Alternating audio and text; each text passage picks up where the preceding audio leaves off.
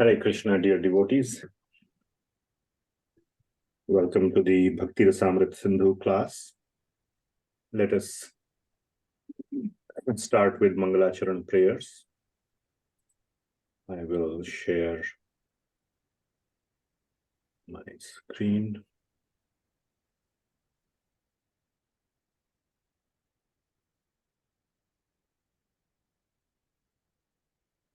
Om Ajnanatimirandhasya Jnananjana-shalakaya Chakshurunmilitam Yena Tasmai Shri Gurave Namaha.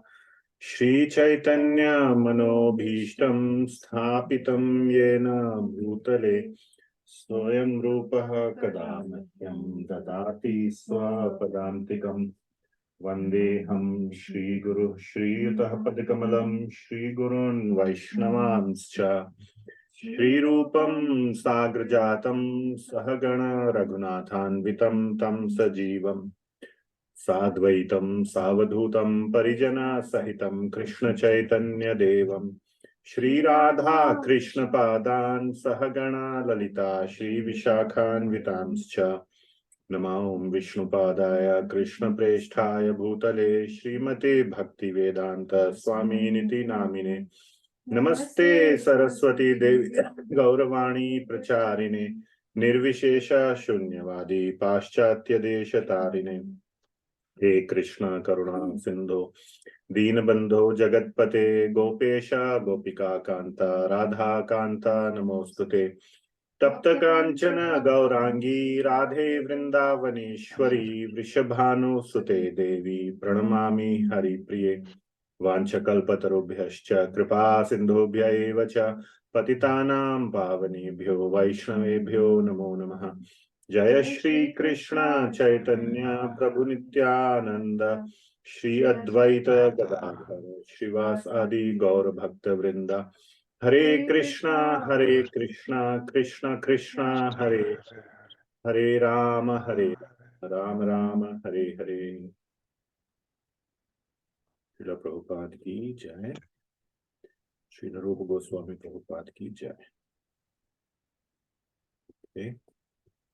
Now I will share my screen for the Bhakti-rasāmṛta-sindhu slides. Okay. So this is a study of Śrī Bhakti-rasāmṛta-sindhu by Srila Jiva Goswami Prabhupada, and whose summary study is given by His Divine Grace Abhayacharana Bhaktivedanta Swami Srila Prabhupada as Nectar of Devotion. Srila Prabhupada ki jai. So at this point, maybe devotees, I always like if you turn on your camera and turn on your audio also if you would like, and you can repeat these wonderful verses. We will start with the dedication to the Shad Goswamis by singing the first two verses of the Shad Goswami Ashtakam. Krishna Kirtana Dana Nartana Paro Prema Krishna Kirtana Paro Prema Nidhi Dhira Dhira Jana Priyo Priyakaro Nirmatsaro Pujito Dhira Dhira Jana Priyakaro Nirmatsaro Pujito Chaitanya Kripa Bharo Bhuvi Bhuvo Bharavahantarako Chaitanya Bharavahantarako Te Rupa Sanatano Raghujugo Shri Jiva Gopalako Vande Sanatana Raghujugo Jiva Gopalako Nana Shastra Vicharanaika Nipuno Sadharma Samsthapako Nana Shastra Vicharan Niguno Sadharma Sanstapako Lokan hitakarinau tribhuvane manyo sharanyakaro.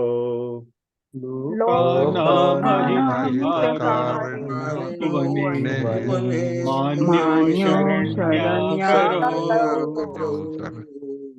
Tha Krishna Padaravinda Bhajana Nandena Mattaliko. Radha Krishna Padaravinda Bhajana Nandena Mattaliko Vande Rupa Sanatano Raghuyugo Shri Jiva Gopalako. Vande Rupa Sanatana Raghuyuga Sri Jiva Jiva Gopalako. Gopalako. Now we will recite the memorization verses, 4 of them. Please repeat.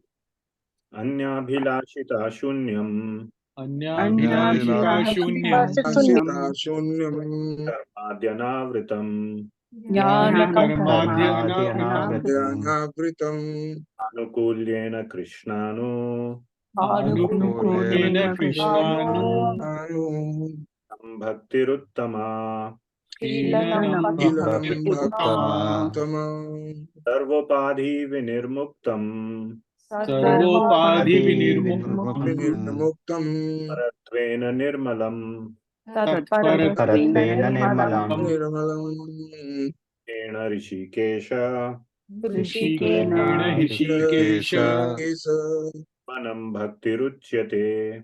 Sevanam Vanam Bhaktiruchyate Atah Shri Krishna Namadi Atha Shri Krishna Namadi Grahyamindriyaihi Navavedahyam Indriyai Mukhehi Jivhado Sevo Mukhehi Jivado Swayam Eva Sfuratyadaha Swayam Eva Sfuratyadaha Tasya Vishayan Anasaktasya Vishayan Yatharham Upayunjataha Yatharham Upayunjataha Krishna Sambandhe Nirbandha Krishna Sambandhe Tam Vairagyamuchyate. Yuktam Vairagyamuchyate. Okay, thank you. So now we will start with today's subject matter. Let's see. Right here. There. Okay. So we had covered up to verse number 4 and we covered the definition of sadhana bhakti. So sadhana bhakti was primarily bhakti that is performed with our or executed by our senses and results in the manifestation of bhava bhakti. And so that is the sadhana bhakti. Now we also discussed that the primary engagement of all people should be to perform bhakti. Tasmad kenapi upayena manah krishne niveshayet. That somehow or the other one must focus his or her mind in Shri Krishna. And there was a discussion we discussed that if at all, even if favorably is not possible, unfavorably also. But that is not the meaning. The meaning is to do it favorably. That is where we stopped. So today we are going to start with the 2 types of sadhana bhakti. So the first type of, so this verse is the 5th verse and it gives us 2 types of sadhana bhakti. So it says, Vaidhi Raganuga Cheti Sa Dvidha Sadhana Bhidha, which means that basically there are 2 types of sadhana bhakti, Dvidha, 2 types of sadhana bhakti, and their names are Vaidhi and Raganuga. So Vaidhi Bhakti and Raganuga Bhakti, we will explain a little bit more. And Vaidhi Bhakti is basically following the rules and regulations of the process of bhakti. So please remember, this is sadhana bhakti. Sadhan means, what does sadhan means?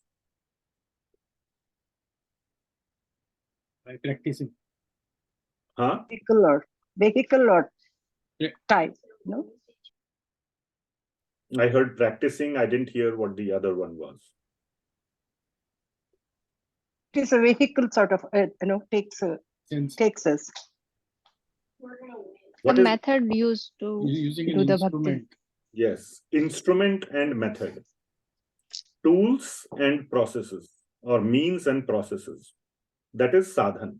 We can also say sadhana bhakti, because sadhana is our engagement in sadhan bhakti is our sadhana. So the sadhak is doing sadhana of sadhan bhakti. Like that we can say. All right. So that is sadhan bhakti. It has two types, Vaidhi and Raganuga. Today we will go very deep, or we will start the deeper discussion into Vaidhi Bhakti. But at a high level, Vaidhi Bhakti is rules and regulations. Raganuga Bhakti is bhakti that is done spontaneously, that is done out of one's innate desire, or to generate that love for Krishna. There is a very strong desire to generate the stage of bhava, or love, the mature love for Krishna. And then because there is that strong desire for that love for Krishna, for enjoying that love for Krishna, or relishing that love, that bliss, that ananda, that desire for ananda, that desire for Krishna prema is there, that then whatever one has to do to reach that stage, spontaneously one does, and that is known as Raganuga Bhakti. I will give a very nice example also as we move forward. So many people think, I just wanted to provide this note, that first one should perform Vaidhi Bhakti, and then later on Raganuga Bhakti, or Vaidhi Bhakti leads to Raganuga Bhakti. That is not the case. That is a misunderstanding. Vaidhi Bhakti is not a prerequisite for Raganuga Bhakti. However, generally, it could lead to Raganuga Bhakti. So when one performs the bhakti through rules and regulations, it leads to love for Lord Krishna, or for the love of Lord Krishna. So you can think of it like in many cases, like you can say arranged marriage and love marriage, two very common terms used in India. So arranged marriage means that you get the boy and girl, the marriage is arranged, and then they start following the principles or the rules and regulations of the institution of marriage. And over time, love definitely generates out of being together, out of a long practice. But it does not mean that arranged marriage is the only way. Love marriage means that boy and girl get together, there is love, and then they get married as a natural outcome of that process. So bhakti could lead to, in many cases, there is probably no love, or that deep love may not be there. But one still continues to follow one doesn't violate the institution of marriage and leads the whole life in the institution of marriage. So that gives some sense. Of course, analogies only go so far. So analogy means there are some similarities going to be there between the analogy and the real thing that is discussed, but there could be also differences. So we just want to show this as an indication of what is Vaidhi Bhakti and Raganuga Bhakti. I have a very nice example later on as well. So, but all that is being said right now, there are two types of sadhana bhakti, Vaidhi and Raganuga. That's all that is being said right now. Okay, next verse. 6th verse is definition of Vaidhi Bhakti. So this definition of Vaidhi Bhakti is very nice. It says, Yatra Raganavaptav tvat pravrittir upajayate shasane naiva shastrasya sa vaidhi bhaktir uchyate. So it is giving the definition. Śrī Rupa Goswami is giving the definition of Vaidhi Bhakti. Tatra vaidhi. This is Vaidhi Bhakti. What is Vaidhi Bhakti?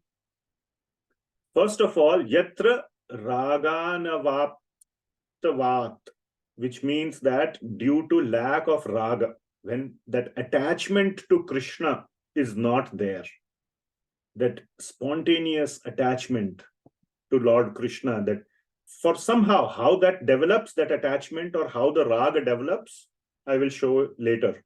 But at that present moment, if it is not there, and for many people who are engaged in the material world, that is not there. And then the actions of bhakti that arise, pravrittir upajayate, the activities, that actions of bhakti that upajayate, that arise or that one does, are shasane naiva shastrasya. Shastra mein jo shasan likhe hain, the various orders and prescriptions of the scriptures. Eva, shasana eva means that only the practice of that bhakti that is done only due to the order or the prescriptions of the scriptures. If scripture says you must do this, you don't do this, do that, don't do that, that is known as sa vaidhi bhaktir uchyate. So these 5 bullets are pretty much mapping to each of the 5 lines of the verse. So this is the definition of Vaidhi Bhakti. So please, this is the main point. Shasan, you all understand, those who understand some Indian language or some language will understand sashan, means governance, you can say, or prescription. There is an element of fear. So the government says you must follow the rules, you must drive on the right side of the road. In India, it is left side or whatever. If you do opposite, then you will get a ticket.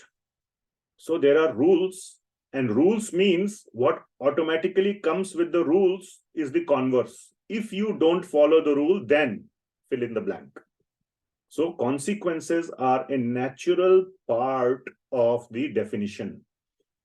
And one does it out of fear. So that is the main point. There is no attraction for doing it. One does it out of fear.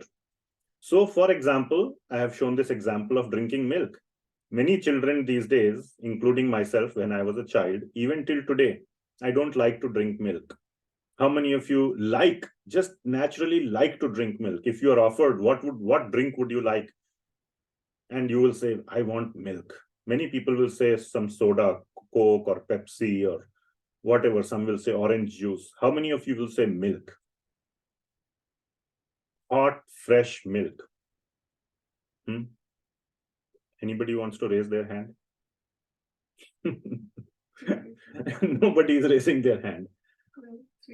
3 people, okay. All right, so very few. So you are Raganugas for milk. Otherwise, for many people, the doctor may say that your calcium is low and you must drink some natural source of calcium. I can give you calcium tablets, but it has side effects. Best way to increase calcium, or you have weak bones, drink milk or something like that. And you drink it because of fear that if I don't drink it, my bones will become weak. If I fall down, I will have a fracture, whatever it may be the case. So you drink it out of fear. So when there is no natural attraction to that, I wish there was a, doctor said, if you want to be healthy, drink Coke. Wow, how many of you would love that? So a lot of people would love that kind of a prescription, but unfortunately, such a prescription doesn't exist. For example, like saying, get up at 4:30 in the morning, go to Mangalarati, chant your rounds. That is something like drinking milk. Many of us, find it very hard to get up at 4:30 in the morning. Unfortunately, there is no injunction like get up at 11 o'clock in the morning and do Mangalarti at 12 o'clock in the afternoon. That would have been wonderful, but that doesn't exist. So these are some of the rules and regulations. Rules means the do's, regulation means the don'ts. And if you don't do that, then you will fall back into Maya. you will become lazy, you will become this, that, all those things are there. All right. So some notes on this verse, which is very, very important. And let me share those with you. So we saw the word sashan. So not shasan. Shasan means prescription, which also comes with warnings or consequences of the converse. The doctor says, if you don't take the medicine, the disease will progress more. If you want to stop the disease and cure it, take the medicine. That is shasan. Versus lobha.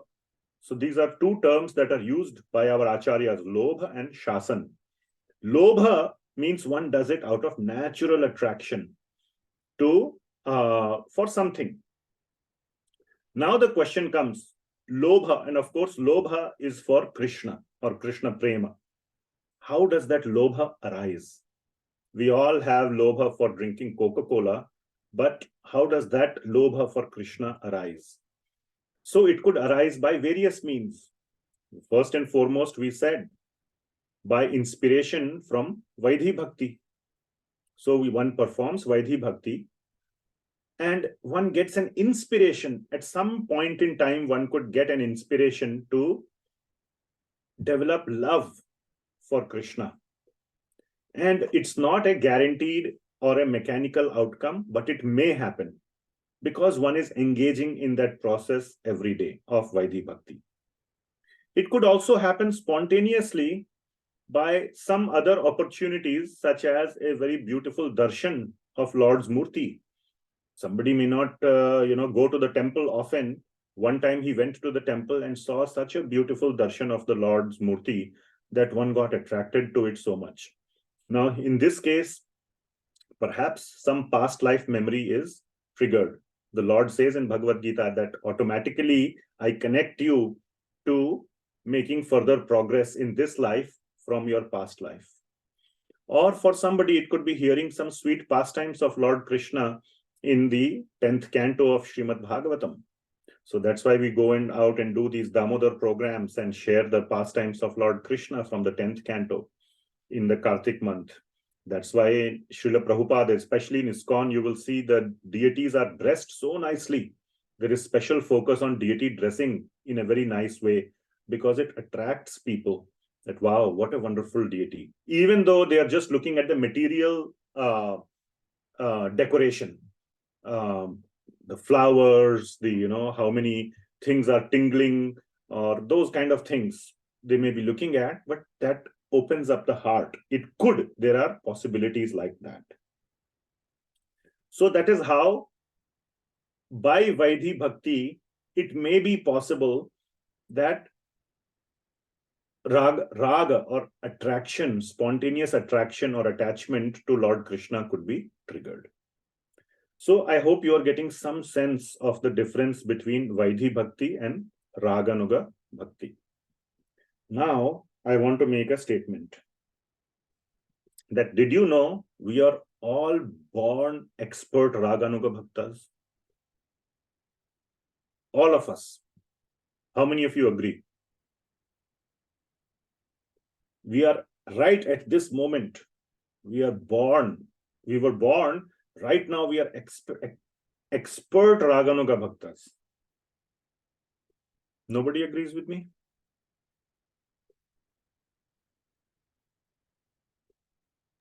Ananya Mataji, you raised your hand. I'll put you on the spot. So can you please explain why you raised your hand? I agree to that, your statement that we are Raganuga Bhaktas. But I think our raga is more to the material things. Material, yes. Yeah, she got the right answer. We'll move forward. So, yes, we are Raganuga Bhaktas of sense gratification, not of Krishna. That is the problem. And this example, at least when I came across, it's a very nice way to understand Raganuga Bhakti. So let me share this with you. We have a very strong desire to gratify our senses, isn't it? I have this little picture here, of, whatever we call, sense gratification. Everybody wants to just enjoy this material world. In, some ways we call it, wine and women. So, that's the considered, or for women, it's the men, wine and men, whatever you want to call it. So we have very strong desire to gratify our senses. Agreed? And we can easily seek out the means and processes, sadhanas, right? The sadhans for gratifying our senses, correct? Did you learn sense gratification from any book? Vaidhi, Shastra, remember? From the Shastra, we learn how to do Vaidhi Bhakti. But we did not learn sense gratification from any book. It was just there within us. From our past conditioning, it was already there. No one told us that, hey, you must do, or the consequence. If you don't do sense gratification, you will have these problems. One of the problems may be like, hey, you will miss out on so much fun. Nobody told us that, gave us a warning. And we did not need any prescriptions or any statements of fear to pursue sense gratification. Correct? And we would pursue it with full force, even if we were asked to stop. If somebody said, stop your sense gratification, so many people tell us to stop our sense gratification. Whenever you come to Bhagavad Gita class, whoever is teaching the class will tell you, stop sense gratification. How many of us have actually stopped it?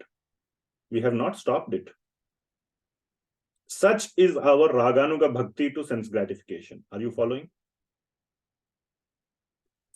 Now, wherever I have said in this blue color sense gratification, just replace it with pleasing Krishna.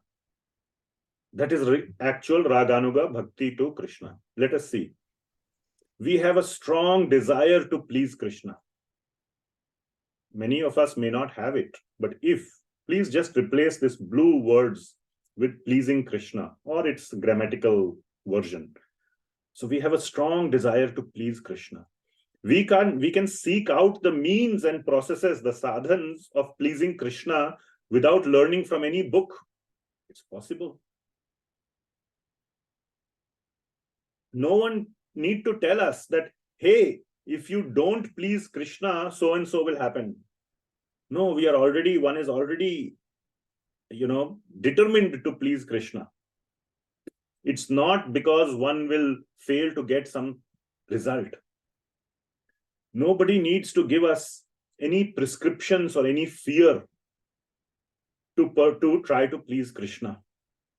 And even if, one tries to stop one from pleasing Krishna, he cannot.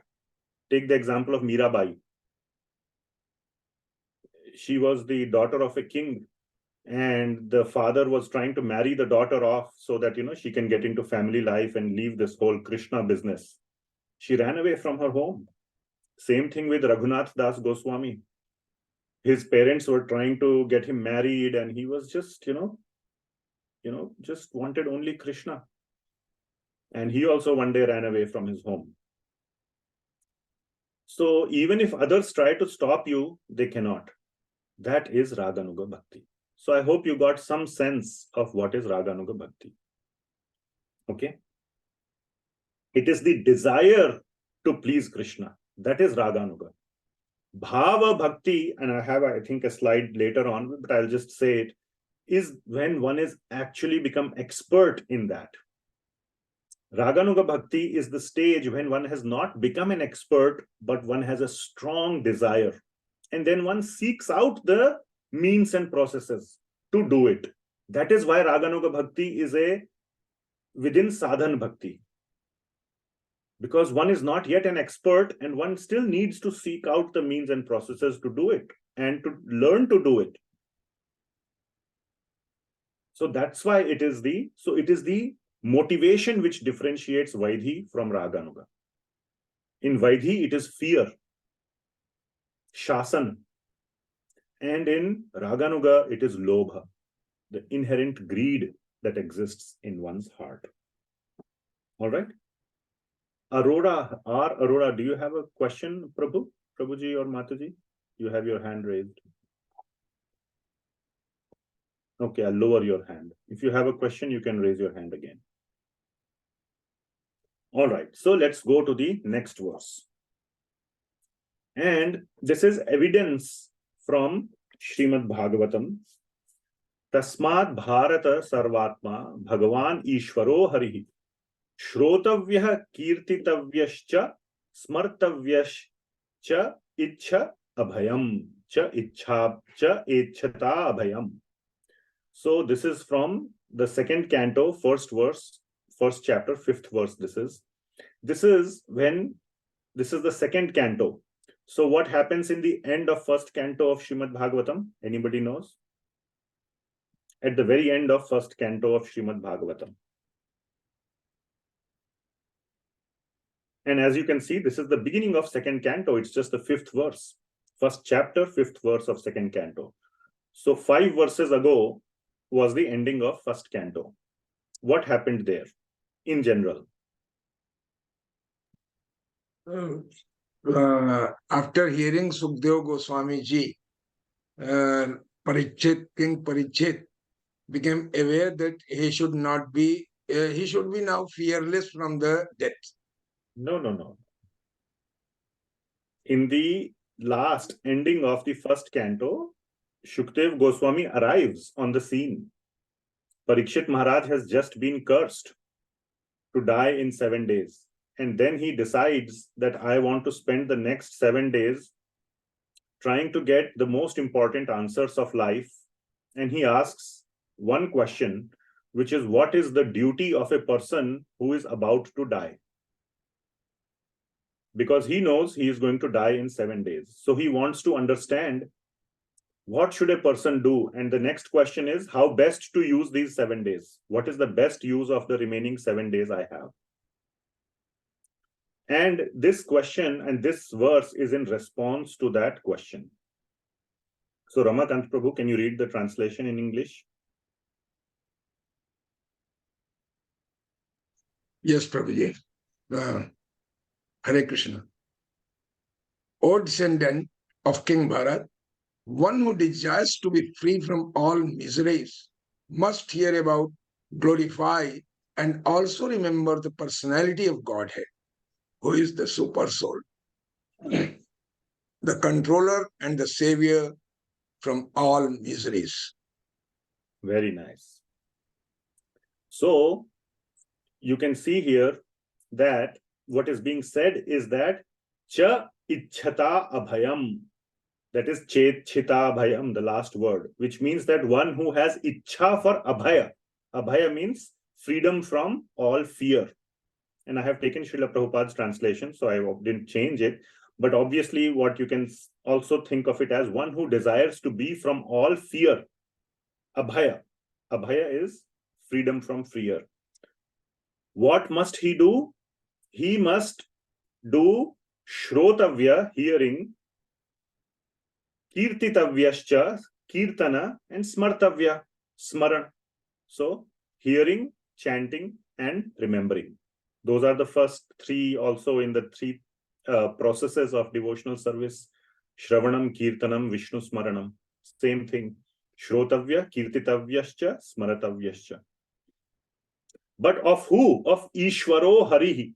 Now, why is Ishvara and Hari mentioned? They are one and the same, Ishvara and Hari. The reason is because Hari is Lord Krishna or Lord Vishnu is Hari. Ishvar means controller, and that's why I have highlighted this in blue color. The controller, Ishvar means controller, because he is the controller of this material world. So, if you see in this verse, yes, the main aspect in this verse is Bhakti, Krishna, Hari Bhakti. That is clear, that is very, very clear. Because it is said, Shravana, Kirtana, and Smarana of Lord Hari you must do. That is the first takeaway from this verse. But why is Rupa Goswami using this verse as an evidence of Vaidhi Bhakti? That is the main point of discussion. This verse is an evidence from Srimad Bhagavatam of Vaidhi Bhakti, which means there is an element of fear which is very clear in this verse. If you want to be free from the fear of death, because Parikshit Maharaj was going to die in 7 days. So he's saying, Shukdev Goswami is telling Parikshit Maharaj, if you want to be free from the fear of death, then you must perform Vaidhi Bhakti. And Vaidhi Bhakti, 3 limbs are given of Vaidhi Bhakti: Shravana, Kirtan, and Smarana. Are you following? If you don't follow, something bad will happen, because Bhagavan is the Ishvar. That element is also there. He is the controller of the material world. So there is an element of fear in this discussion. What are our biggest fears? Anybody wants to say?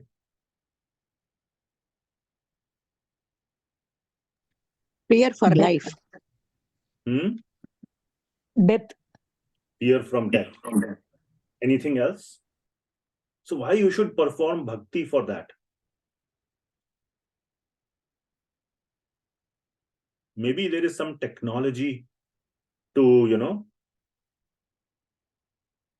elongate your life. All right, so what are some of the fears? What will happen to my attachments? Our attachments. Because we'll lose my attachments. On our death, or maybe, so I have some points that I wanted to point out. There is fear of death, of self or of loved ones. Yes, that is very much there. But also there is fear of staying entangled in the material life. What if I become a dog in the next life? What if I become a earthworm or a tree in the next life? That is also a fear. For somebody who understands the principles of karma and the Vedic principles, there is also fear like this. A completely clueless person, materialistic person has fear of death or fear of death of loved ones. That is there even for the most materialistic person. But even a person who is aware of some Vedic understanding then has a fear of remaining entangled in this material world. And just so that he wants to get out of it, he performs bhakti. There is also that aspect of the fear. So please, what I'm trying to explain is that bhakti, Vaidhi Bhakti, is also fear of remaining entangled in the material world. Because material world, he understands, is a source of my suffering. So he wants to get out. That is also one kind of fear. Not just fear of the death of current body. So this verse is saying, if you want to be saved from all these miseries, including the misery of constant life and death, birth and death, birth and death, birth and death, then do Hari Bhakti. Bhagavan Ishvaro Hari Shrotavya Kirtitavyascha Smartavya. That is Bhakti of Lord Hari. You must do that. Else, beware. He is the controller of all miseries of the material world, and he can make your life miserable. If you don't do his bhakti, he is going to get angry. That is the mood that is shown here. That is what Rupa Goswami is trying to bring out. Okay. Just a small point. Śrī Jiva Goswami, I'm just summarizing some of the key points from the commentaries, is that when Hari is mentioned over here, it includes Hari and his devotees. Okay, so one can do Shrotavya, Kirtana and Smarana of Bhagavan or his devotees. Either way works. So that is a very clear statement by Śrī Jiva Goswami. Okay, now comes a very, very important verse. So again, Śrī Rupa Goswami is describing Vaidhi Bhakti. Now we are deep into Vaidhi Bhakti understanding. Please, try to keep in mind where we are going. Okay, so first, what we discussed was a definition of, too many build slides. Definition of, first we said 2 types of sadhana bhakti, Vaidhi and Raganuga. Then we saw definition of Vaidhi Bhakti, that which is done out of fear and has a do's and don'ts prescriptions. and we discussed some aspects, just trying to understand what is Raganuga Bhakti through this example of our attachment to material sense gratification. And then we saw an evidence from Srimad Bhagavatam that Vaidhi Bhakti should be performed or is generally performed out of some kind of fear. Now, the fundamental principle of Vaidhi Bhakti, I have summarized or abbreviated it as VB, Vaidhi Bhakti. So it's a very important verse. Potentially, you may want to memorize this one. And it is coming from Padma Purana. So it says, Padmecha Smartavyah Satatam Vishnur Vismartavyo Najatuchit Sarve Vidhi Nishedhasyur Etayor Eva Kinkarah. So the meaning of this verse is like this. This is the translation. So let me see. Shalu Mataji, can you please read the translation? Hare Krishna Prabhuji. Yeah. One should always remember Vishnu and never forget him. All injunctions and prohibitions are subservient to these two principles. Well, thank you. So I have highlighted some colors: pink, black, red, and blue. Smartavyah Satatam Vishnu. Smartavyah means remembering, smarana. Satatam means always, Vishnu, Lord Vishnu. So one should always remember Lord Vishnu. That is the pink color. Then comes black color, and never forget him. Vismartavya. Vismarta means opposite of smarana, which means to forget. Na jatuchit. Never forget him. Okay. Sarve vidhi nishedhasyur. Vidhi means the do's, nishedha means don'ts. So all injunctions and prohibitions. Injunctions are like the do's, prohibitions are like the don'ts. All these, survey, all of the do's and don'ts are etayor eva kinkaraha. Subservient. Kinkar means a servant. Literally, the meaning of kinkar is a servant. So are servants, we could have said, but I have put subservient. Are servants of these two principles. So what is the meaning of this verse? The meaning or the understanding we take away is that we must focus on the purpose of the Vaidhi Bhakti. Remember, the point here is like letter and spirit. The letter of the law and the spirit of the law. You might have heard this term, right? We must follow the law in letter and spirit. What it means by that? Letter means, who can tell me what it means by you must follow the rules in letter and spirit?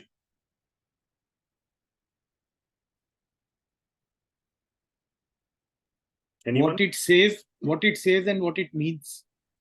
So which one is which? The first one is what it says, and then spirit is what it means. Yes. Which one is higher between the two? Means, because that is where it started. Means, or I would say it little differently, the essential purpose. Yeah. Right. Okay. So the essential purpose of a rule or a law is more important than the letter of the law. Means you must do all the detailed prescription of following the rule, do's and don'ts. So among these two, generally, even our material understanding, we understand that the purpose or the spirit of the law is higher than the letter of the law. Any disagreements on that? Anybody disagrees with that? That's how that term came to be, letter and spirit. This is basically saying that the spirit of all rules and regulations is the following: remembering Vishnu always and never forgetting Vishnu. Remembering Vishnu is to the injunctions. There are certain injunctions not to forget Vishnu. And therefore, that there are two lines about it. It refers to the vidhi and nishedha. Smartavyah satatam Vishnur. First line is referring to the vidhis. Vismartavyo najatuchit are referring to the prohibitions or the don'ts. But whenever there is so the point is the following. The do's are the vidhis, the don'ts are the nishedhas. The point is, especially in case of some contradictions, use your intelligence. follow the spirit of the law, apply the spirit of the law first, instead of getting tied up or getting too hung up about the letter of the law. And the spirit of the law of Vaidhi Bhakti is to always remember Krishna and never forget Krishna. So that is the fundamental principle of Vaidhi Bhakti, which in other words is no need to switch off your brains. Some devotees ask me some questions, Prabhuji, this is happening, that is happening, what should I do?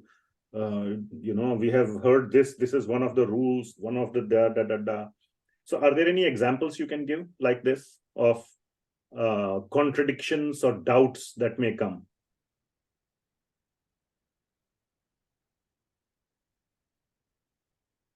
Okay. Yes, Shamlila Mataji, go ahead. Hare Krishna, Prabhuji. So, Prabhuji, I was reading of a contradiction and doubt from Srimad Bhagavatam. So, Bali Maharaj didn't pay heed to Shukracharya's advice when Vaman Dev. So, when Shukracharya basically told him that he's trying to cheat you, so don't give him that. Excellent. And he still did it. Excellent example. Bali Maharaj is a great devotee and following Guru's orders. Please, there's a very nice example she gave. Following the orders of Guru is a rule. You must follow the orders of Guru, correct? Your spiritual Guru, I'm saying. So, Shukracharya ji was the Guru of Bali Maharaj. And he told, don't agree to this little boy, this dwarf, Vaman, because he is Lord Vishnu and he will take away everything that you have. But he applied the higher principle. Lord Vishnu is coming, and if he is going to ask me something, why should I not give it to him? If my Guru is saying don't do it, now he had a contradiction to follow Guru or to follow Lord Vishnu. He chose Vishnu over Guru. He violated a big principle, which is to disobey Guru. It's a big violation, but he followed this principle. More in our life, there can be like, oh, today is a fasting day. I am not supposed to eat anything, but I am sick already. Or doctor has told me to eat medicine, or doctor has told me to do this, that. All right, if you are sick, then eat it. Remember Lord Krishna on that day more intensely, and go ahead and eat. Or if I'm traveling, I won't get prasadam, and then it's okay. You can go eat in a vegetarian restaurant. Maybe it may not be prasadam, but at least you can have that. And in your mind, you offer it to Lord Vishnu, even though it may not have been cooked by a devotee. It's okay. You can remember Krishna while eating that food which has been purchased in a restaurant. So I'm just giving some examples that you don't have to switch off your brain, or you don't have to go hungry if you cannot tolerate hunger. All these things, the main principle is to remember Lord Vishnu. Okay, let's proceed forward. This is a very important principle. If you follow Vaidhi Bhakti, which means the do's and don'ts, out of fear even, but if you continue to follow it over a long period of time, very sincerely, ultimately you will attain the sadhya. Remember the sadhya we talked about in previous classes? Sadhya is prema, Krishna prema. You will attain, which means that, yes, Vaidhi sadhana bhakti can also lead to the stage of prema. Definitely. Raganuga bhakti is not the only way to attain bhava and prema. Vaidhi bhakti absolutely leads to the stage of prema. And converse is also true. If you don't do the do's and don'ts, then you can,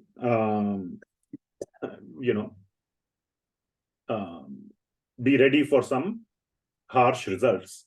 Like, for example, don'ts, like never hurt a Brahmana. If you hurt a Brahmana, you will get the reactions. So there are various vidhis, like daily worship of the Lord, Shravana, Kirtana, offering bhoga, honoring prasadam, that's a spelling mistake, fasting on Ekadashi, an important festival. There are so many vidhis, and there are so many nishedhas also. One of the nishedhas is to not harm a Brahmana, and there are so many other don'ts that are mentioned. The four regulative principles are the don'ts: no meat eating, no gambling, no intoxication, and no illicit sex. So those are the four big nishedhas that are mentioned in the Srimad Bhagavatam as well. Anyway, okay. So some more notes. Oh, I didn't have a build slide here, so that's okay. Vaidhi does not naturally lead to raga. I already mentioned that. One has to consciously make that transition if one is so inspired. But Vaidhi alone can lead to Krishna prema. It is a different category of prema known as Vaidhi prema. But it is definitely so the final result of attaining prema for Bhagavan is definitely possible even through Vaidhi Bhakti. And we will study more about it in the bhava and prema stages later in our study of Bhakti-rasāmṛta-sindhu. So what is the difference, one can ask, between Raganuga sadhana stage and bhava stage? So I would have loved if this was a build slide, or like each bullet appears. I could have asked this as a question, but now the answer is there on the slide right there. Okay, so Raganuga sadhana, when one is at the Raganuga stage, one only has a strong desire to develop that bhava for Krishna. One has a very strong desire. One has not developed it. And one goes out and seeks the means and the processes how to do it. One is looking for it like a, hungry man. Just like we are hungry for sense gratification. Remember that. Always, if you want to understand it, try to map it to that.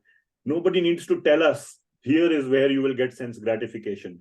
We will use Google, we will use our minds, we will talk to some other people, we will find other people who have gratified their senses. This is a very important part. Hey, where is the nicest bar? Where is the nicest cigarette wine shop? Which is the best nightclub? We will ask other people who have been there. Why am I bringing this out? Any idea?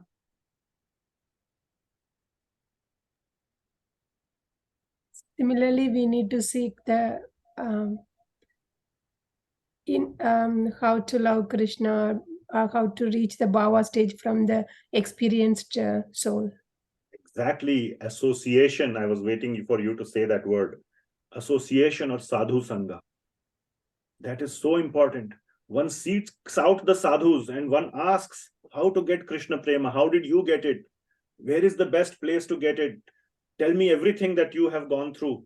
Teach me. Tell me. One is eager for all those questions and one asks those questions. So that desire is there, but one has not reached that stage. And one still doesn't know yet the means and the process. So he is in the beginning stage of Raganuga sadhana bhakti. And one seeks it out.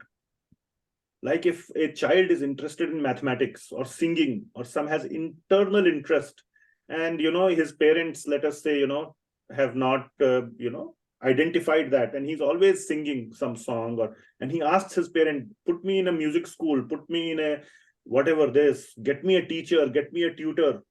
Even if he does not get it, he goes on YouTube and tries to find out, or something like that. He just keeps troubling his parents, teach me, tell me. Then the parent puts him under the guidance of a tutor. Well, that may appear externally to be Vaidhi. Now, some parent may say, I want to teach my child singing, even though the child is not interested. I go, why he is putting me in a music school? No, you must go. So the parent finds out the music school, this thing, that thing, and puts the child in the school. But if I am looking as an external neighbor, I see this neighbor's child also going to the music school. That neighbor's child is also going to music school. But the motivation was completely different. In one case, the parent forced it on the child. In the other case, the child harassed the parent to put him into a music school. Do you see the difference? That is the difference between Vaidhi and Raganuga. Okay, so, and both will then go through the training. One will go through the training with a grudge, maybe. And later on, something may click and he may actually start liking music. Whereas the other one will just soak in like a sponge. He will just soak in everything. from the teacher. Very soon he will be equal to the teacher and then say, get me the next level teacher. I'm done with whatever this teacher has to teach. Find me the next, higher level teacher. And he will keep making very fast progress. We have all seen these scenarios in our life. And it applies in bhakti as well. Okay? Question, Prabhuji. Yes. So I'm trying to understand if Raganuga is a prerequisite to Krishna Prem. No. And okay, so what the way that I'm interpreting this is Vaidhi can lead to Prem directly without having to necessarily go through Raganuga as a precursor to it. Yes, just like a person, just think like this, use that example. If the father forced it on the child, maybe the child will develop the interest, maybe. But maybe he's very sincere child. He's just saying, my dad told me I will go learn music. Can he not become a good singer? He can. Yeah, he can. Yeah. He can win a gold medal or whatever. Possible. Yeah, so that Okay. does that. Yeah, it answers the question. The other question that I had was, I'm trying to understand the difference between Krishna Prem and Rag, not Raganuga, but Rag versus Krishna Prem. I'm assuming that the sentence, the bullet that says we'll study more in bhava and prem stages, that will differentiate what the prem and rag, how they are different from each other. Is that correct that we'll study that later on? And if so, could you just describe in a sentence or two, what is the difference between Krishna Prem and Rag, not Raganuga and Krishna Prem, which we understand? Okay. So Raga and so basically I think what you're asking is Raga and Raganuga difference. Rag and Krishna Prem difference. Is the Rag and Krishna Prem difference the same? There's no difference? Okay, Raga means attachment to Krishna. Okay. That attachment to Krishna exists, like an attachment to music exists for a child. But he's not yet perfect. He has not yet attained that mature stage of being an expert in music. So he needs to go through some training. Okay, so raga means that one needs to, or not one needs to, one has that strong desire. This is that strong desire exists. Now I will tell you one thing. Raga anuga. So I'm going a little bit deeper. You said give me one or two more bullets as to study more in this. So I'm giving that. Anuga means anugaman. Anugaman means following. The best way, if a child is so deeply interested in music, you won't put him in a music school, in a Vaidhi music school, where all the parents have sent their children who didn't want to come. Are you following that? In 2 days, he will outgrow it. Isn't it? 2 days, he will be done. He will say, well, I'm getting artificially stopped. For such a child, the best way is to put him in a one-on-one with a person who is already very advanced. And that person can give custom training and take him at whatever speed and whichever direction the child wants to go. So anugaman means one follows in the footsteps of such a bhakta, a raga that is known as a ragatmika bhakta. I'm going into little more details here. But one follows the footsteps of a already very, very, very advanced devotee to himself reach that stage under special custom guidance of a guru. Okay, so we will learn more about these in the actually what I should have said is that we will study more about it in the Raganuga Bhakti stages, which is part of the sadhana bhakti, as to how it very fast, very quickly leads to bhava and prema stages. Actually, I will edit it right now in front of you so that it's crystal clear. So we will study more in. Stop sharing. That's okay. I will share Raganuga Bhakti stage to attain bhava and prema stages quickly. That is what I actually wanted to say. So, also confusing. Can only Vaidhi lead to prema, or Raganuga can also lead to prema? Like alone is what? Okay. So now, does it make sense? Am I sharing? We will study more in Raganuga Bhakti stage to attain bhava and prema stages quickly, how that happens. And Yes, thank you. And there's one more question my wife is asking. Vaidhi alone can lead to prema. It doesn't mean Raganuga cannot lead to prema. What I wanted to say here, Vaidhi alone, without even stepping into Raganuga stage, Vaidhi by itself is sufficient to lead to Krishna prema. So one who may think that today I don't have that love for Krishna, I don't have that strong desire, so I can never reach Krishna prema. No, that is not the case. The answer is absolutely not. You can still become a great singer by going to a music school, by doing all the assignments of the teacher that they have given you very carefully. You do all that very nicely, you can still become a great singer, even if you are not like the other child who seems to have like a, when we get God gifted, or, like he has just so much interest from birth. Yeah, perhaps if you said Vaidhi alone can also lead to Krishna prema, can clarify that, but it's up to you. I would say that. Yes, I will fix it later. Thank you. Okay, let's move forward. So now comes Vaidhi Bhakti in Varnashrama. So we are all following Varnashrama Dharma. Varna and Ashram. Varnashram means Varna and Ashram. What are the four Varnas? Very quickly. Vikas Prabhu, you know? I don't know the exact term, but it's essentially a student life, then a grihast life, then a retired life. Yeah. Ashram, sannyas ashram. And sannyas, which is sannyas, right. Thank you. These are the four Varnas. Great. And what are the four ashramas? Ashish Prabhu, you want to? The four ashramas are Brahmachari, Brahmachari, Grihastha, Vanprastha, and sannyas. Yes, those are the four ashramas. Okay, so Varnas are the ones, sorry, the Varnas are Brahman, Kshatriya, Shudra, and Vaishya. Those are the four Varnas. So basically we are living in this Varnashram system. Okay, now so please understand this, again, a slightly important point. Varnashram system prescribes several rules and regulations. This is what a Brahman should do. This is what Kshatriya should do. This is what a Grihastha should do. This is what a sannyasi should do. There are several rules and regulations prescribed in the Varnashram system. These are all Vaidhi activities. But,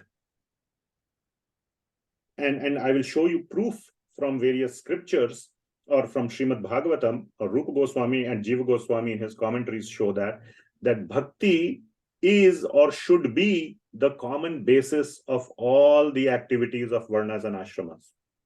So even though we are following several rules and regulations in our Varnashram system, bhakti should definitely 100% be injected into all those activities.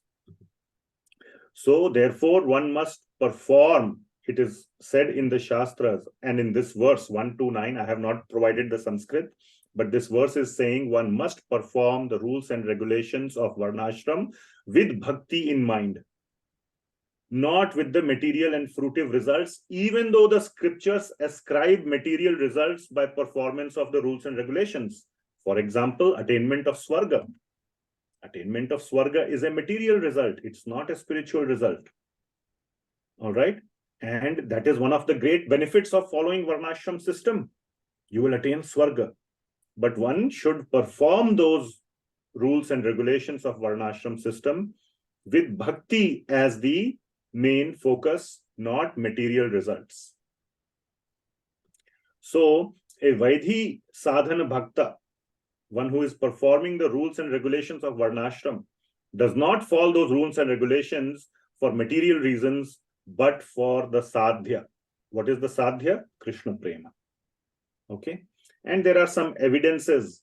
One evidence quoted by Srila Jiva Goswami is from 11th canto, 27th verse, 49th, 27th chapter, 49th verse. Let us see. Medha Mataji, could you please read this translation?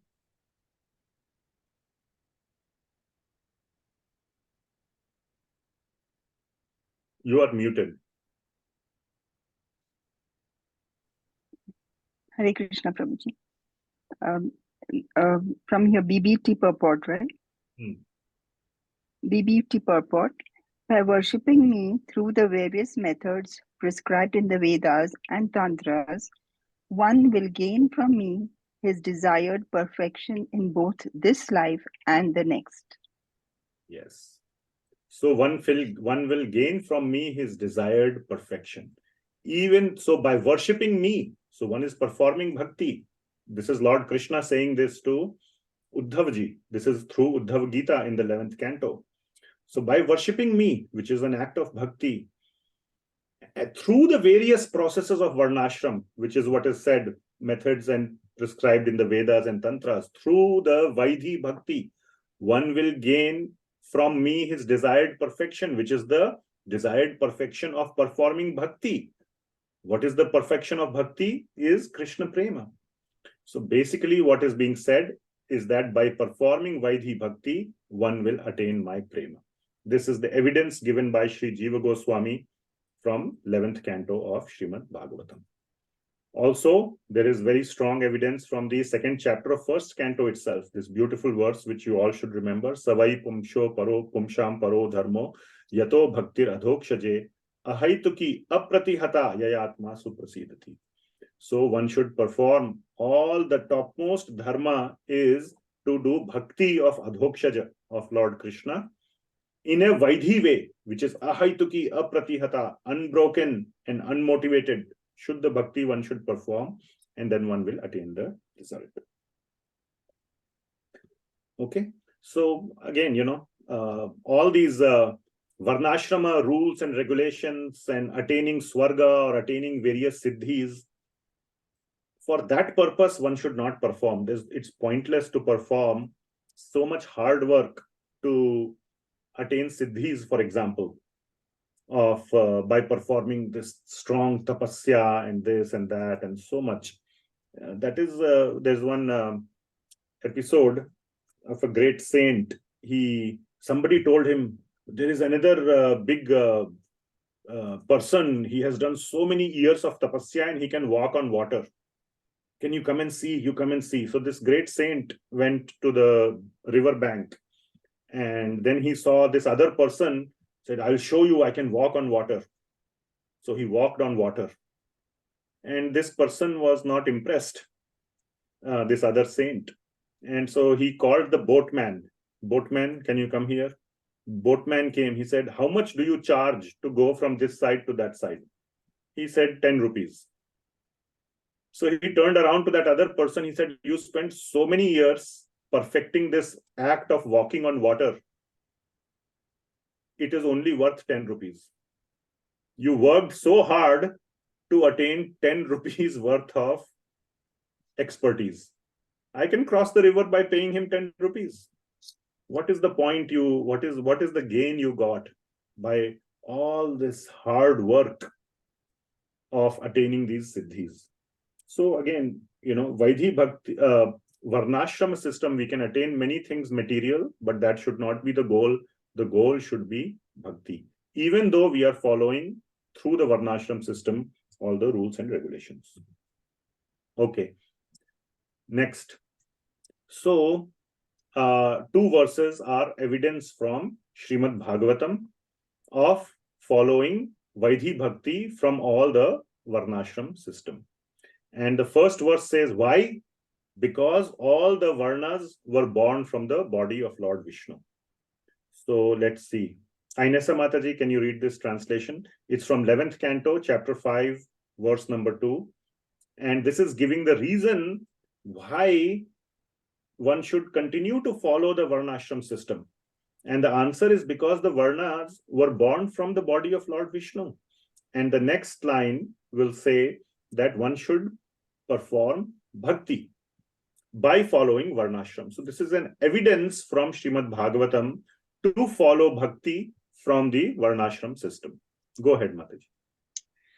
Each of the four social orders headed by the Brahmanas was born through different combinations of the modes of nature, from the face, arms, things, and feet of the Supreme Lord in his universal form.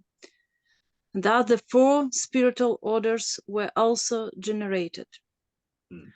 Next one. If any of the members of the four varnas and four ashramas fail to worship or intentionally disrespect the personality of Godhead, who is the source of their own creation, they will fall down from their position into a hellish state of life. Okay, thank you. So what it is saying is that these varnas were born from the various parts of the body of Lord Shri Vishnu. Therefore, we must follow the rules and regulations of the varnas. There is no problem in that. The very next verse says that if one fails to follow these rules and regulations, fails to worship or intentionally disrespect. So there is an element of fear now being inserted here, that they will fall down from their position into a hellish state of life. So some notes here that, so first of all, this is clearly showing that one should follow the rules and regulations of the varnashram and perform bhakti to Lord Vishnu. But there is a consequence also shown not to do it, which is to fall down into a hellish state. And sometimes not doing something is also disrespect. You may think, hey, I did nothing. It's like today's understanding, if your car is stationary and if somebody else comes and hits you, it's always his problem. Even though you are stationary, standing in the middle of the road, as long as you are stationary, if somebody else comes and hits you, it is his problem. That is not how it works in law of karma. Sometimes, even if you are sitting still and you don't do anything, that could also count as an offense. One example is Daksha, there's a typo here, Daksha did not respect Lord Shiva, and that resulted in his downfall. He just kept sitting. Lord Shiva arrived into the assembly and he did not get up and offer respect to Lord Shiva. That's a very big, inaction. Another is Romaharshana did not respect Lord Balaram, and so he suffered consequences because of that. So, question, Prabhuji. Yes. I'm not familiar with the Romaharshan, but in the Daksha case, he did not get up, so it was an intentional disrespect. Yeah. So the second verse that says that intentionally disrespect, I think my understanding of that, as I'm interpreting it, is if by mistake a disrespect is shown, one doesn't do something or did something, but it was not intentional, that it could be forgiven. It's only when it is intentionally done with a bad intent, then that is where the problem arises. Is that a correct interpretation? Correct. Very correct. That's a very good point. Thank you. Unintentional disrespect, or it may not be even disrespect, as in the case of Romaharshana, which is a different example. And he is the father of Suta Goswami. But anyway, could also be because of ahankar. I mean, one is that sort of envy for the other person, that you intentionally disrespect due to envy. The other reason could be, it's not that you have envy for the other person, but you think I am greater. So it also is an element of ahankar. But yes, unintentional, completely unintentional, has a much less severe outcome, or maybe perhaps a no outcome as well. Okay, Surya Prabhu, do you have a question? Similarly, Indradev and his guru, violation. Indradev and? His guru, Brihaspati.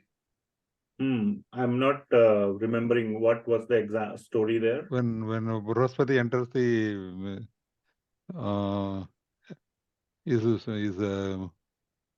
is the area in Indra did not get up. He disrespected Brihaspati. Okay. Okay. He was punished. He was punished. Okay. Okay. I'm not recalling that. I haven't. Okay. But yeah, that's possible. Okay. So I couldn't prepare slides beyond it, but we still have 10 minutes. So I have the sort of the Bhakti-rasāmṛta-sindhu in front of me. So we'll go on for another 10 minutes. And I will just talk to the material. I didn't have time to prepare the slides. All right. So I will talk through the next 1 or 2 verses and we will finish in 10 minutes. Okay. So the next verse. So we covered the 10th and 11th verses of Bhakti-rasāmṛta-sindhu. Now let us go to the 12th verse. So just listen to me. Okay. I don't have anything much to share. So the 12th verse shows what is the result of Vaidhi Bhakti. And basically, so yeah, I can probably show this. The result of following Vaidhi Bhakti this is also an evidence from Srimad Bhagavatam. Let me pull it up so we can see the Veda base. This is 11th canto.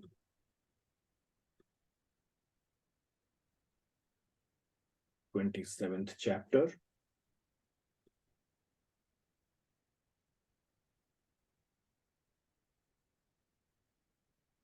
And 49th verse. Very similar to what we had already discussed, but this is another evidence.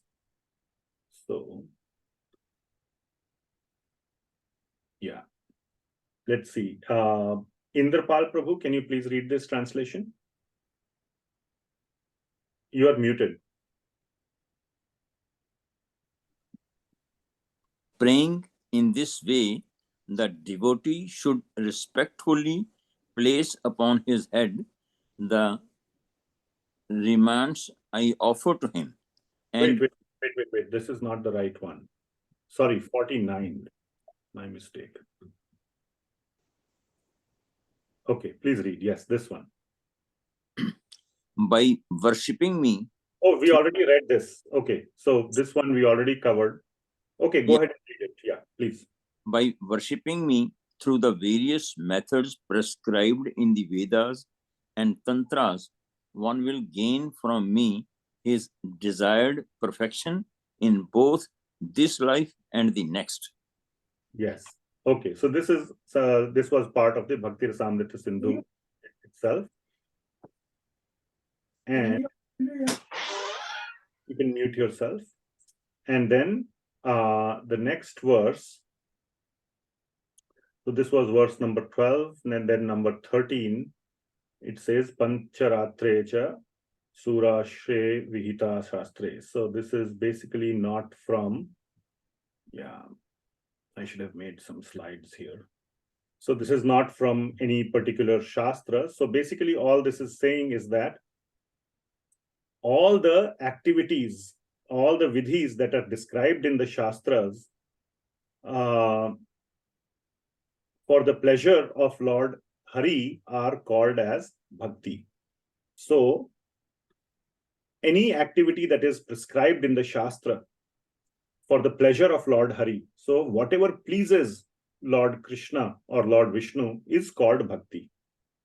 And by performing this bhakti, this kind of bhakti, one gets bhakti. So by performing bhakti, one gets bhakti. And the emphasis of the second bhakti is sadhya bhakti. So by performing sadhana bhakti, which means activities that please Lord Vishnu or Lord Krishna, one gets bhava and prema bhakti. So by performing sadhana bhakti, one gets sadhya bhakti. That is the essence of the next verse. Okay. Ashish Prabhu, did you have a question? What is Tantra, Prabhu? Tantras are another branch of the Shastras. There are the Vedas and the Tantras. So generally, like have a misunderstanding. Tantras means some black magic or something like that. That is Ji not. Prabhuji, that's why asking. Yeah, This no, is it is not that. It is Tantra Shastra, which originated from Lord Shiva. The Vedas originated from Lord Vishnu, and Tantras originated from Lord Shiva, but they are also dedicated to bhakti to Lord Vishnu, because Lord Shiva is the greatest devotee of Lord Vishnu. So there are various prescriptions. You go to this doctor or you go to that doctor. So we get, different prescriptions, but the purpose of those prescriptions is the same, which is to please or to come closer to Lord Vishnu or Lord Krishna. So that is Tantras. Thank you. All right. Yep.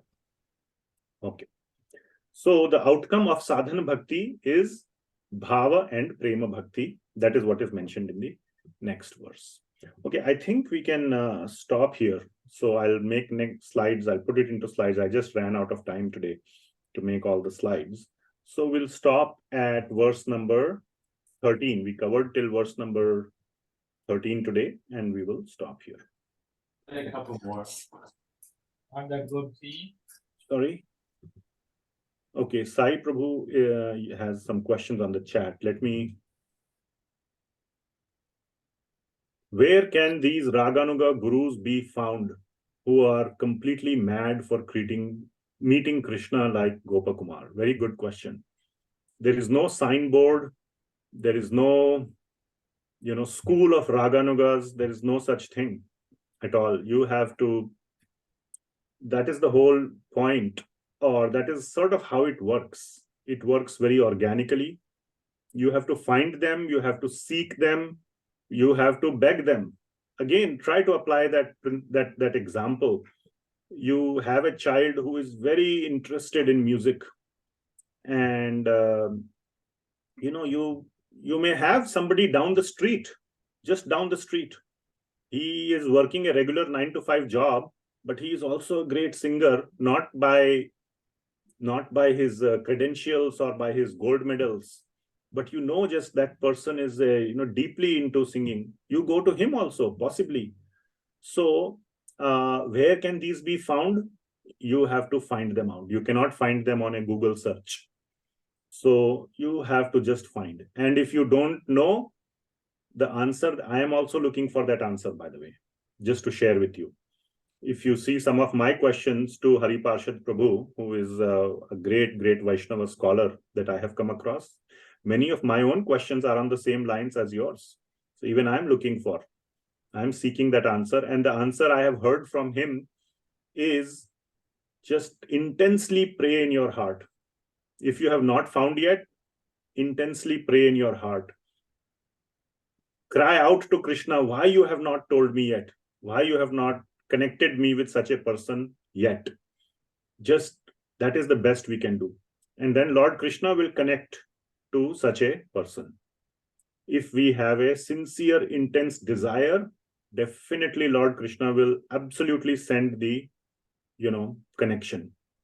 So one has to have that desire, and Lord Krishna can clearly measure your desire. He can sense your desire in your heart, and if that desire is genuine, he will definitely send.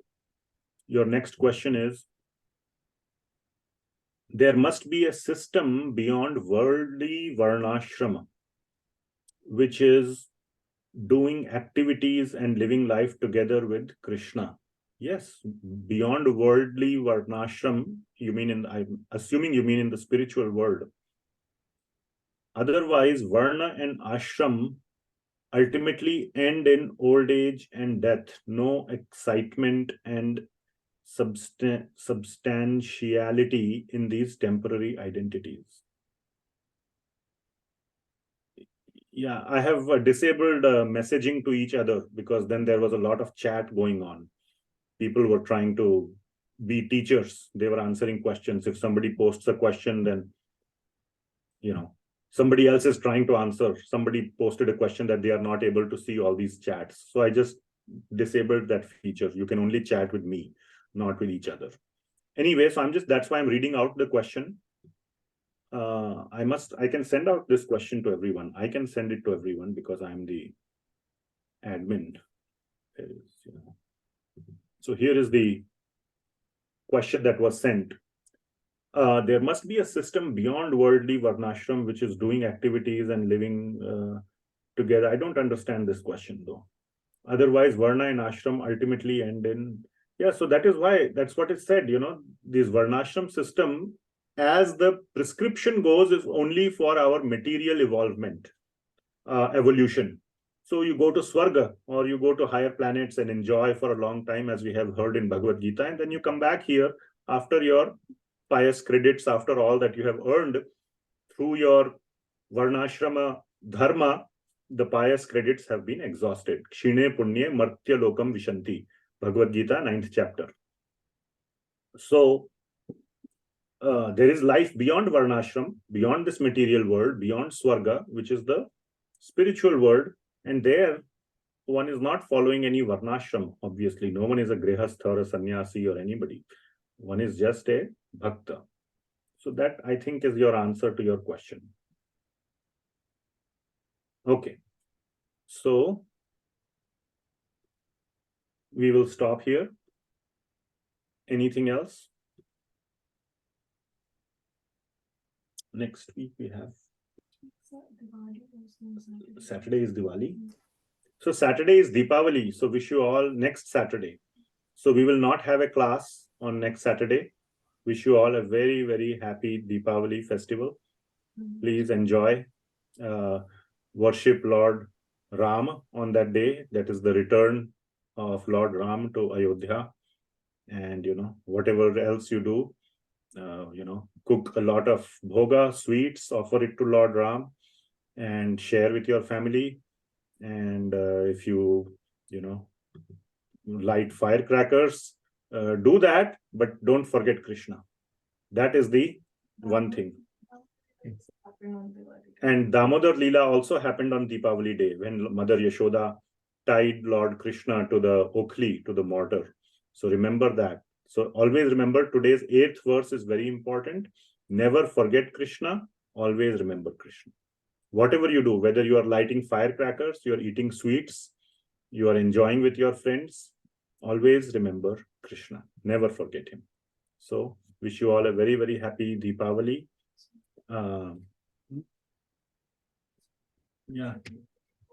Yeah. And for the Bhakti Shastri students, the homework has been posted. Please, you know, do your homework. It's a long homework. I have many questions, but I have given you 1 month. Please finish it, submit it on time. The week after also may not be a class. I am going to go to a conference of the Bhaktivedanta Institute, which is the science arm of ISKCON, on doing research on the intersection of science and spirituality. Many devotees are gathering from the world around. For whatever reason, I have been invited, even though I'm not any scientist, but still I have some interest and they can see my interest. So they maybe invited me for that. So I'll be gone for that on that weekend after Deepavali. So we may not have class for next 2 weeks, but watch out on the announcements and please keep up your homeworks. Anything else? Prabhuji, Yes. wish you a happy Diwali.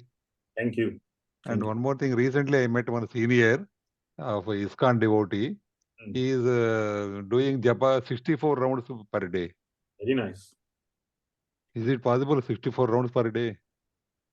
See, I will tell you, yes, it is possible. Definitely it is possible. Why not? If the person has each round of japa, 16 rounds takes 2 hours. About one japa mala takes 8 minutes. Times 16, 8 times 16, whatever, 128. About 2 hours. So if one has 8 hours, one can do 8 hours, you know, still leaves 16 hours in the day, 8 hours of sleeping, and still leaves 8 hours of whatever else you want to do in your life. That's nice. But my point is, if one is doing 8 hours of japa, that is very nice, but don't make it about the number. Don't run behind numbers. Otherwise, somewhere or the other, it is a sense like, I did 64, everybody else is doing 16 or doing 1. I am doing 64 times everybody. It's all about me. Then that is like, you know, I can sing better than you can sing. it becomes like a material level. That should not be the mood. If the mood is that I want to spend most of my time in pleasing Krishna, and I don't have interest in reading this Bhagavatam and it's too complicated. I cannot read English, I cannot read Sanskrit, I cannot understand all these philosophical points. I just get lot of relishment and lot of joy in just taking the name of Bhagavan Krishna. Just for that reason, if I have 8 hours, I'm retired, like you said, senior, I have time, let me just take the name of Krishna with that bhava. Wonderful. Then, any number is great. 64, 128, how many hours? Whatever is possible within the day, the time that God has given, use the time to remember Krishna. That is a wonderful way to remember Krishna. If the motive is to remember Krishna, not to have some sense of accomplishment at a material level, I did this. So there is that slight, subtlety to be careful about. And you should not compare yourself. Oh, he is doing that much, so he is a better devotee. There are many limbs of bhakti. Okay. I love to read, for example, Srimad Bhagavatam, Bhakti-rasāmṛta-sindhu, and if I have more time, I personally will not do more japa. That's just not what my taste is. If I had more time, I would read another book. I would read more verses from a book or this or that. I would like to make notes. I would like to do all those things. So Shravana is reading or is part of Shravan. So that is the, so do what inspires you, what attracts you in any limb of bhakti. In Vaidhi Bhakti, Rupa Goswami will give 64 various activities or limbs of Vaidhi Bhakti, not just 2. He will give 64. Very wide, and that is also, he says, is the primary 64. There are unlimited number of ways of performing bhakti. Unlimited. So it's not only limited to, so one must pick what one likes. And one may have a natural attraction to something, dovetail it to bhakti. I actually had a natural attraction to reading books. Now, I feel I have, I wouldn't want to just read any book. I feel like I have lost that taste. I still like to read some historical biographies and history. I still have that, but I try to read that for using it in the classes, because there are very good examples from there to show how material world works and how useless it is, and various things of human nature and those type, I kind of still, there is that part is there. I enjoy that. Someday even that will drop and it will become 100% just Bhakti Shastra. So yeah, I that's just my thought on that. But wonderful. Please congratulate your friend. But you don't feel small or something. You should again use your intelligence and think, this is my life, my progress, spiritual progress is my job. Everybody has to fly their own plane. Don't look at the other guy and see whether he is higher or lower than me. You got to fly your own plane and you use your own intelligence to reach the destination. So you see what you like to do. You know yourself the best. Yeah. Okay. Don't let anybody else implicitly or explicitly impose their likes and dislikes on you. And always remember that one verse from today: whatever you do, try to please Krishna in that process. As long as that is getting fulfilled, you will be, your life will be successful. Okay. Thank you, Prabhuji. Okay. All right. Oh, there is something on the chat. Oh, it's all happy Diwalis. So yeah, thanks for all your wishes. And And yeah, I don't see anything else. If you have changed the time, just watch out for the. I think Yeah, the just most keep important thing watch is- on the announcements for the change in time if we have to do it during the Kartik month, like today. Okay, thank you very much. I have taken enough of your time. Hare Krishna, Srila Hare Prabhupada. Krishna. Jai Jai. Hare Krishna. Thank you. Jai. Happy Diwali to everyone. Happy Diwali, everyone. Happy Diwali. Hare Krishna, Prabhuji. Hare Krishna, and Mataji. Mataji. Hare Krishna. Thank you, Happy Prabhuji. Diwali. Thank Thank you, you, Mataji. Prabhuji. Thank Hare you so much, Krishna. Prabhuji. Happy Thank you. Diwali. Thank you, Prabhuji. Thank you. Thank you. Happy Diwali. Hare Krishna. Thank you, Prabhuji. Hare Krishna, Prabhuji. Thank you. Hare Krishna, Prabhuji. Hare Krishna, Mataji. Thank you. Thank you. Mataji ಯಾಕೆ ಬಂದು ಪಾಪ ಪ್ರಭುಜಿ ಹೇಳ್ಬೇಕು. Okay, I am going to